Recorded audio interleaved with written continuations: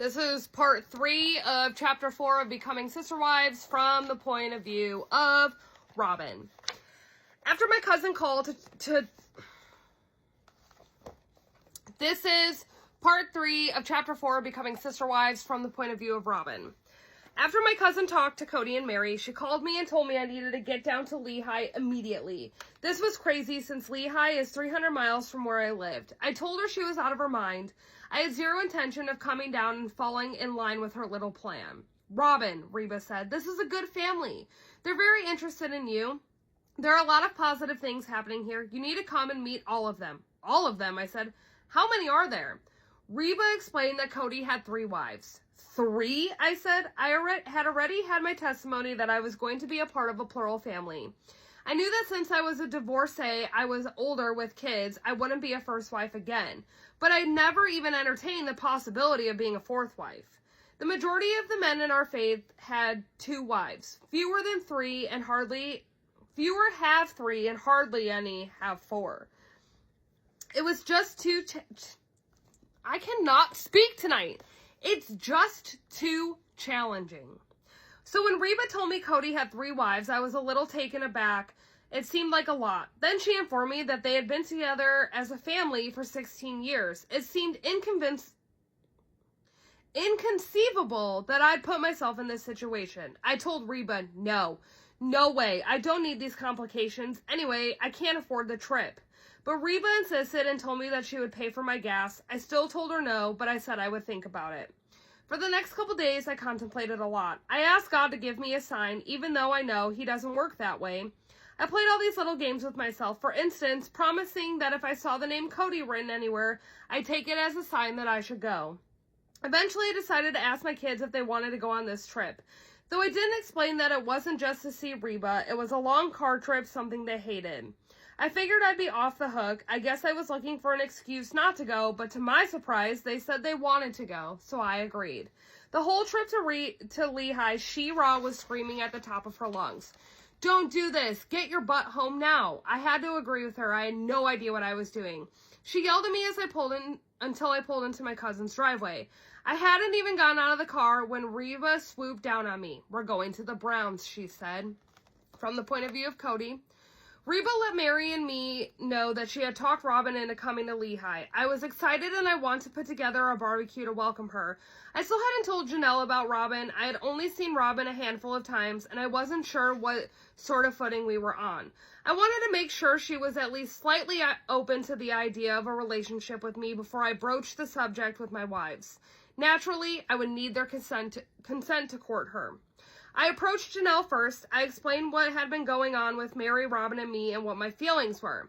When I finished talking, Janelle had a surreal experience. She was overcome with emotion. She put her hand over her chest and said, "Oh my goodness, there's something special about this. This is supposed to happen." Tears welled up in her eyes. She said she felt a burning in her bosom. It was an undeniable affirmation.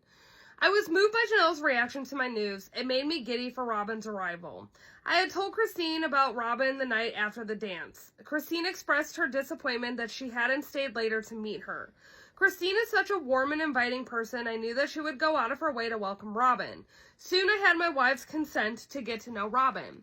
I found myself counting down the minutes until Robin turned up. I was smitten, and I was convinced that Robin felt the same way about me. I thought that when Robin arrived at my house, we'd be off to the races. No such luck. When Robin came up the stairs and saw me flipping burgers out on the grill, she barely even said hello. Now it's Robin.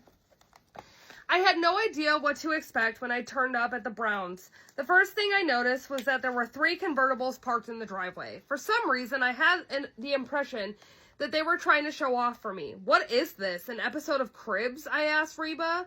Later on, to my horror, Reba repeated this to Cody in front of me and added, "Hey, Cody, you want to make it 4 convertibles?" I wanted to kill her.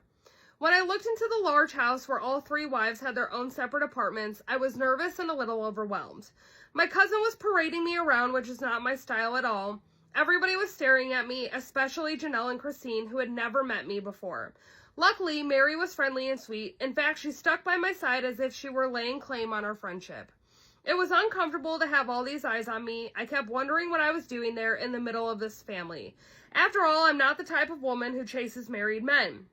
During the entire cookout, She-Ra was screaming, "Leave! Get out! Go! This is scary!" Cody says he felt electricity between us that night, but I was working hard to prevent any connection.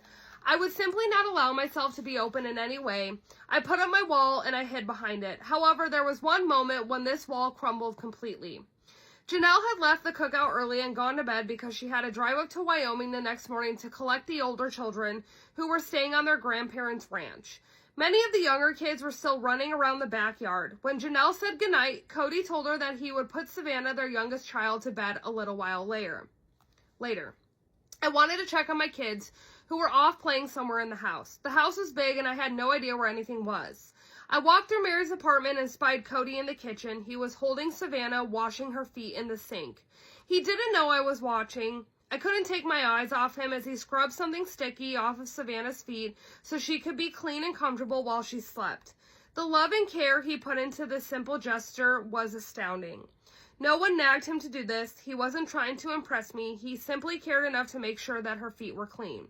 I was struck by this moment. It broke through the hard, bitter shell that I'd erected around myself. But even as I watched Cody, I reminded myself not to fall for him or anyone else in that house.